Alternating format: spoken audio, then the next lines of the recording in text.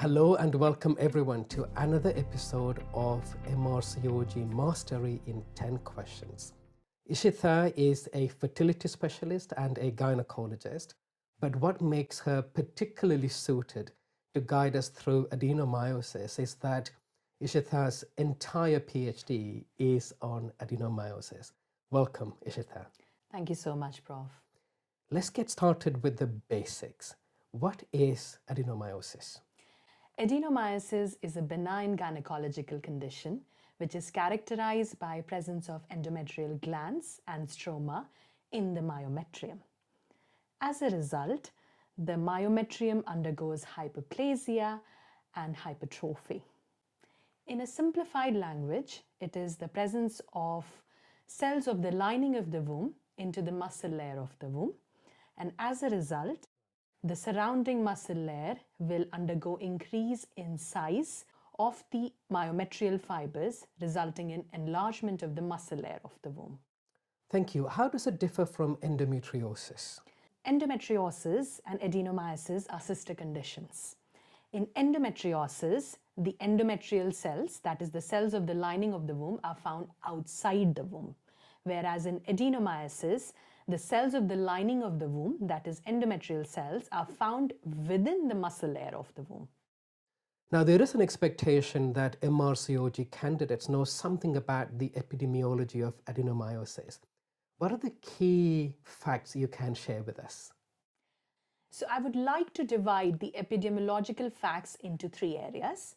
The first is a glimpse about adenomyosis from past into present. The second is about the prevalence of adenomyosis across various categories.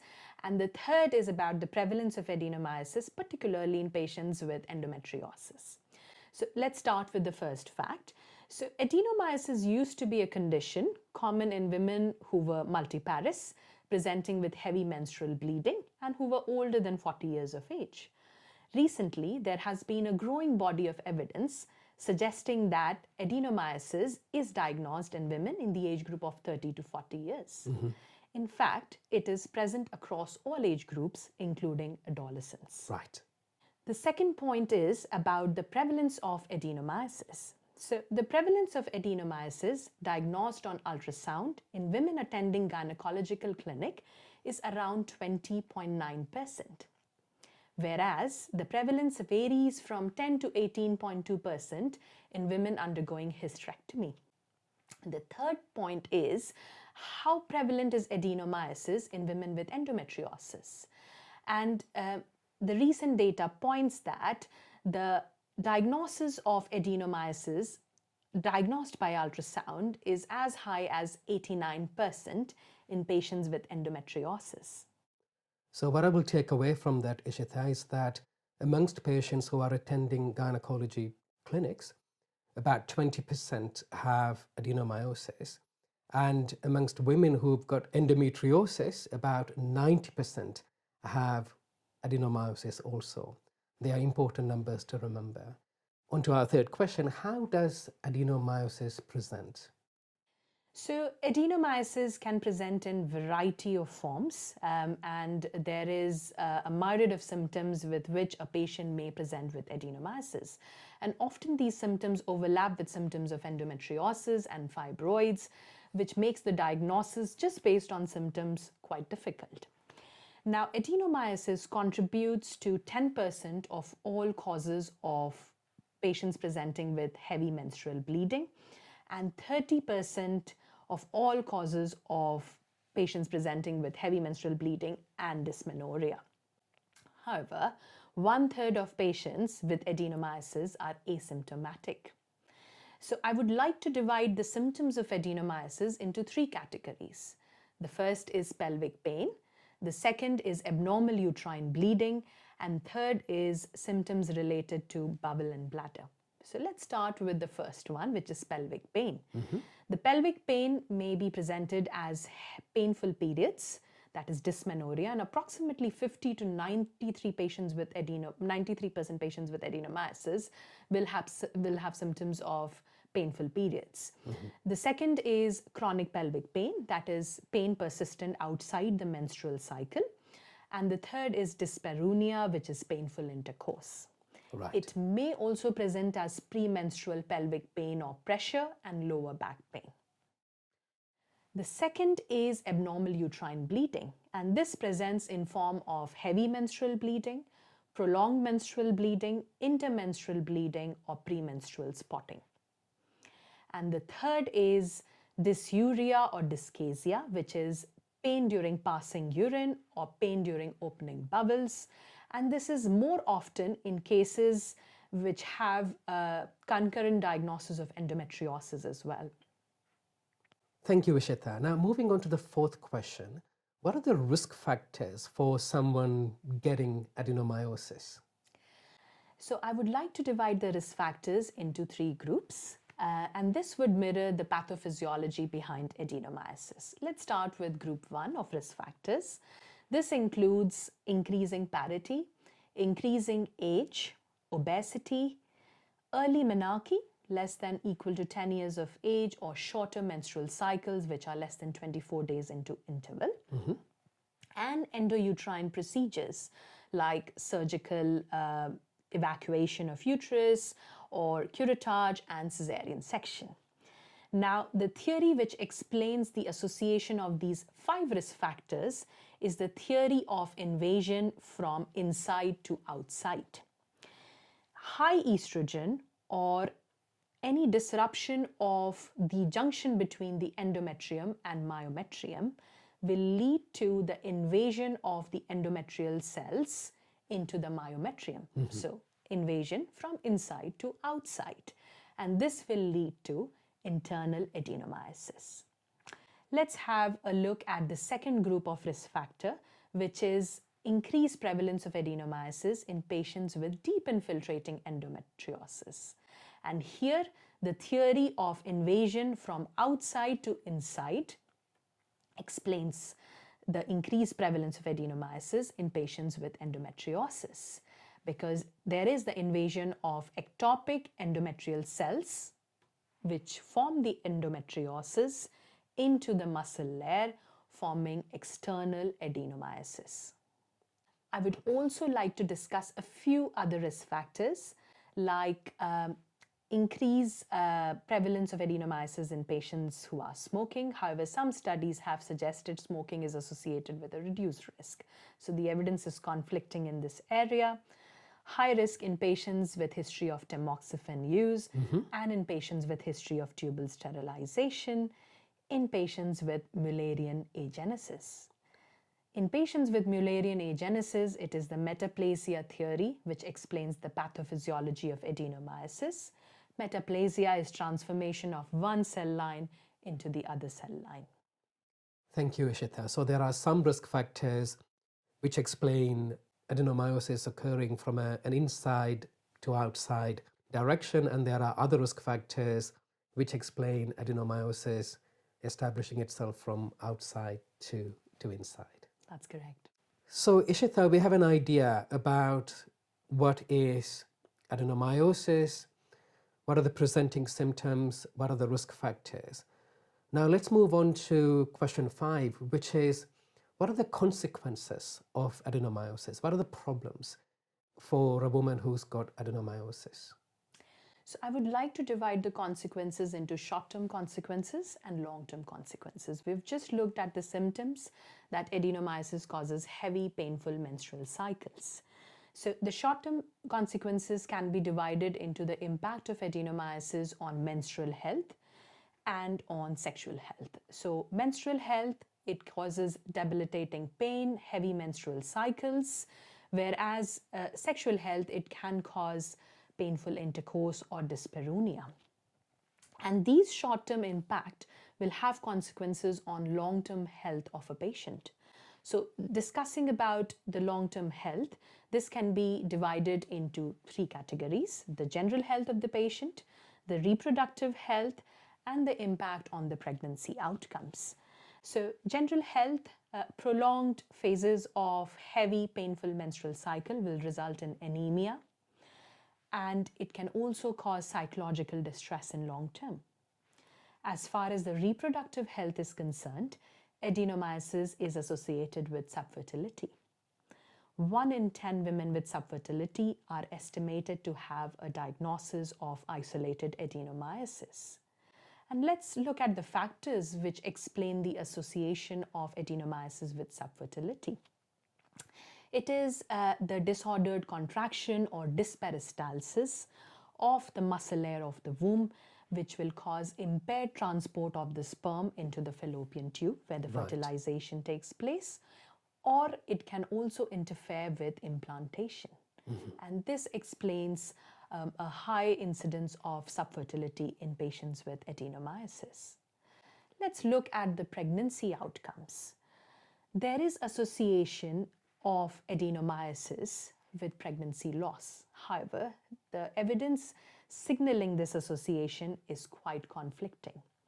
There are studies which have suggested adenomyosis does not have any impact on the pregnancy outcome, whereas we have a recent meta-analysis which has compiled all the observational studies together, and that indicates that adenomyosis is associated with increased miscarriage risk and fewer live birth in women with adenomyosis who are undergoing assisted conception cycles as compared to women without adenomyosis.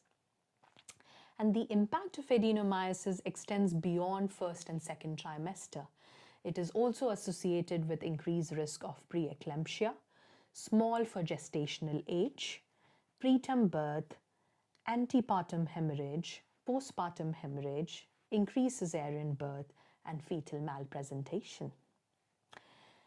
Defective decidualization, that is decidualization, which is the morphological and functional transformation of endometrial cells in preparation for pregnancy, and defective implantation can explain these untoward pregnancy outcome. Thank you. So there is the pelvic pain side of things, but there is also issues with reproductive outcomes, so fertility and possibly miscarriages. But then we've also got implications for obstetric outcomes. So really it's a very important condition to be mindful of. Moving on to question 6. We know what the presenting symptoms are for adenomyosis, but how does one diagnose adenomyosis? That's a very important question, Prof. So transvaginal ultrasound scan is the first line tool to diagnose adenomyosis, whereas MRI is used in cases where the ultrasound is inconclusive. Now let's look at how good both of them are in diagnosing adenomyosis. Let's look at the sensitivity and the specificity. The sensitivity of a 2D ultrasound to diagnose adenomyosis is 74%, whereas the specificity is 78%. The sensitivity and specificity of 3D ultrasound is as high as 84%. On the other hand, the sensitivity of MRI is 78%, whereas the specificity is 88% to diagnose adenomyosis. So what we are saying is that 3D ultrasound scan has better diagnostic performance compared with 2D ultrasound scan, and that 3D ultrasound scan and MRI are comparable in terms of diagnostic accuracy for adenomyosis. That's correct. Now let's look at the diagnostic features. Now we do have a diagnostic criteria called as morphological uterus sonographic assessment, or the MUSA criteria, which outlines uniform 2D and 3D ultrasound features so that it facilitates consistency in reporting and everybody uses the same language in ultrasound to diagnose adenomyosis. And let's look at them one by one. Now, I often find it very difficult to remember it. So the way how I remember it is, I remember it with the word adenomyosis. So we have the adeno component, and adeno component will lead to direct signs or changes because of the presence of ectopic endometrial cells in the myometrium. Whereas the meiosis component will be the result of these endometrial cells in the myometrium. So it will result in myometrial hyperplasia and hypertrophy. So we will see these changes as indirect signs, or the meiosis component. So let's have a look at them one by one. So the direct signs consist of the presence of myometrial cyst, the presence of hyperechogenic island in the myometrium, and the presence of subendometrial lines and buds in the junctional zone. Whereas the indirect signs include globular enlargement of the uterus in absence of fibroid, heterogeneous myometrium with fan-shaped shadowing, asymmetrical myometrial thickness, presence of irregular and interrupted junctional zone, and translesional vascularity. I would like to describe translesional vascularity a little bit more in depth. Now, this is a feature one should be using if there is a confusion whether that lesion is an adenomyoma, which is a localized adenomyosis, or a fibroid. In fibroid, on turning the Doppler on, you will see the bunch of vessels around the capsule of the fibroid called as circumferential vascularity. Whereas in adenomyoma, the vessels will be traveling through the lesion, or what we call as translesional vascularity. Right. The MRI features of adenomyosis can be described again into direct and indirect signs. The direct signs would present as presence of high signal intensity foci on a T2 weighted image, or presence of low signal intensity areas, or presence of high signal intensity linear striations from the endometrium into the myometrium. Whereas the indirect signs consist of enlarged thickness of the junctional zone, more than 12 millimeter, or 8 to 12 millimeter if there are additional signs of adenomyosis. The ratio between the maximum thickness of the junctional zone to the myometrial thickness is more than 40%, or the difference between the maximum and the minimal thickness of the junctional zone is 5 millimeter. And this last criteria is a hormone-independent criteria. That means it will be stable across all phases of menstrual cycle. And last but not the least, there is a typical feature of adenomyosis in presence of endometriosis called as the question mark sign, where we would see that the fundus of the endometrium or the uterus is flexed posteriorly because of the presence of adhesions in the posterior compartment, and this leads to the anterior deviation of the cervix. So the shape of the endometrial strip is in form of a question mark. So ultrasound is the key diagnostic method, and there are some important signs to look out for. And when ultrasound doesn't give us the answer, then MRI can be used to help firm up the diagnosis. That's correct. Thank you, Ishita. There was a lot of information there on the diagnostic side of it. There can be confusion about the diagnosis of adenomyosis, and I think we have been underdiagnosing adenomyosis. So it's really important that we take on board the signs and we look out for this condition so that we can make the diagnosis and hopefully help the woman in terms of treating the symptoms. Now, talking of treatments, we are moving on to the next question. How does one deal with the pain symptoms related to adenomyosis? So the management of the pain symptoms can be again divided into 5 steps or 5 management areas. The first is medical management, which is the first line management, and this can be divided into hormonal therapy and non-hormonal therapy. Now, considering that adenomyosis is an estrogen dependent condition, the hormone therapy is quite useful because it suppresses the estrogen on which adenomyotic lesions grow. So the hormonal therapy consists of combined oral contraceptives, oral or injectable progesterones, GnRH analog, that is gonadotrophin releasing hormone agonist, which will act at the pituitary, and as a result the ovary would produce less estrogen. We've got the Mirena coil, which is levonorgestrel intrauterine system, and aromatase inhibitors. The non-hormonal therapy will control the symptoms without controlling the etiology, so controlling the symptoms of heavy menstrual bleeding by tranexamic acid and controlling pain by use of non-steroidal anti-inflammatory drugs. So The second option is minimally invasive non-surgical techniques, and these can be divided into two. One is image-guided thermal ablation, and the second is uterine artery embolization. Right. So in image-guided thermal ablation, we use specific energy sources under MRI or ultrasound guidance to destroy the adenomyotic lesion using heat. Whereas in uterine artery embolization, we block the blood vessels using a fine catheter which is inserted through the blood vessels in the groin, and hence it will stop the blood supply to the adenomyotic lesion, causing destruction of the lesion. The third treatment option is minimally invasive surgical options, and this includes hysteroscopic excision, endometrial ablation, and laparoscopic adenomyoectomy. Now, the first two, which is endometrial ablation, where a special instrument is used to destroy the lining of the womb, or the hysteroscopic excision, where we use a telescope and pass it through the inside of the womb to destroy or resect the adenomyotic tissue, is only used for superficial adenomyosis. It will not have any effect on deep adenomyotic lesions.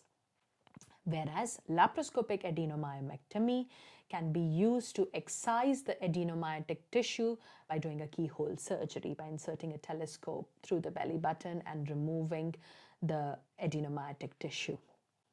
Last but not the least is hysterectomy, which is a last resort in women who have not responded to the first line and the second line techniques.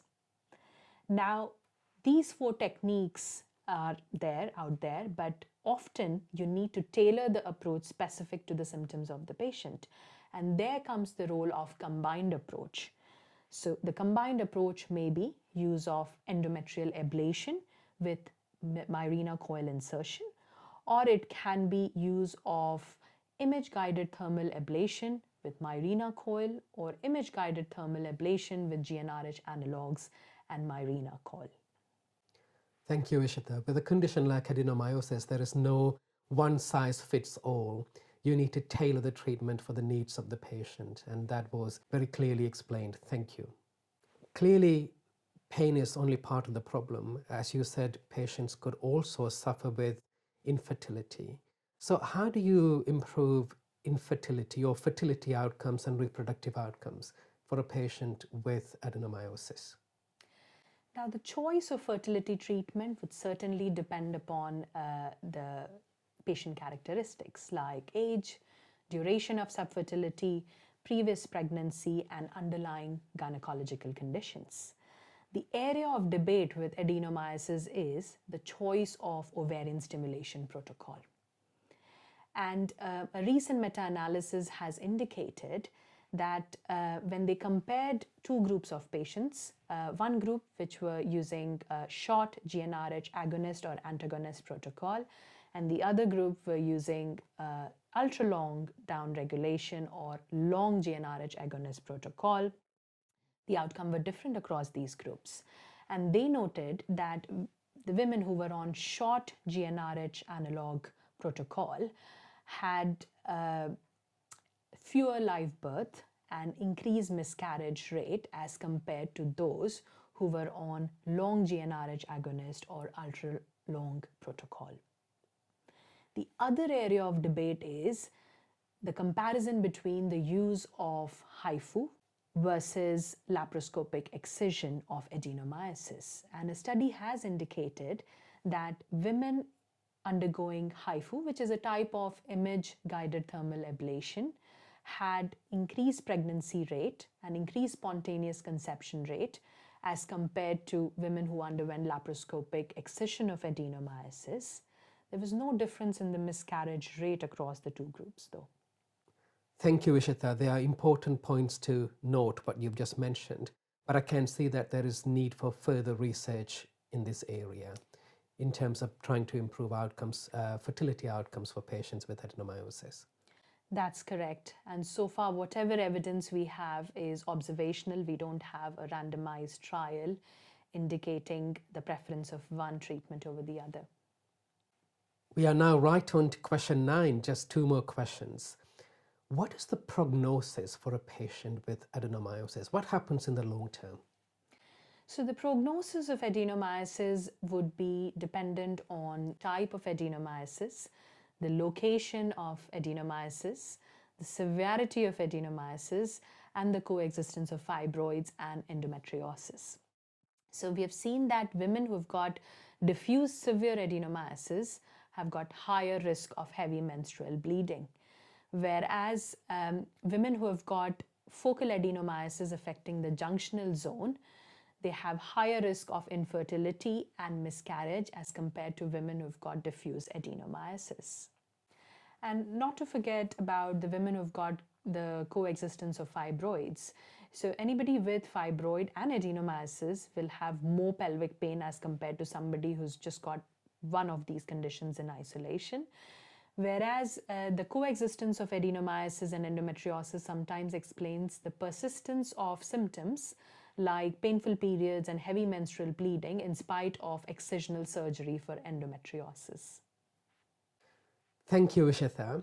We are on to the last question, question 10. What are the new developments? What's in the pipeline as far as adenomyosis is concerned? So I would like to divide this into two, diagnostic and treatment related. So diagnostic, there is increased research focus on the use of elastography to diagnose adenomyosis. Now, adenomyosis causes changes in the muscle layer of the womb in form of fibrosis, that is scarring, and as a result, it increases the stiffness of the tissue. And shear wave elastography is very good at picking up the stiffness of tissues, which is increased in adenomyosis. So this is an area of future interest. And the second, which everybody is talking about, is the use of artificial intelligence and machine learning, which can either be used to either diagnose adenomyosis or more so to classify the severity of adenomyosis. Let's talk about the treatment advancements. And we've just seen that so far there is debate about which is the best ovarian stimulation protocol for patients undergoing IVF.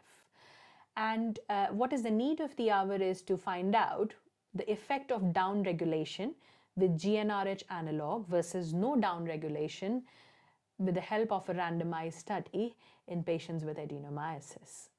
What is the other area of interest is the use of image-guided thermal ablation as a fertility preservation technique in adenomyosis. And we've got three techniques under this umbrella. The first is HIFU, which is high-intensity focused ultrasonography. The second is percutaneous microwave ablation, and third is radiofrequency ablation.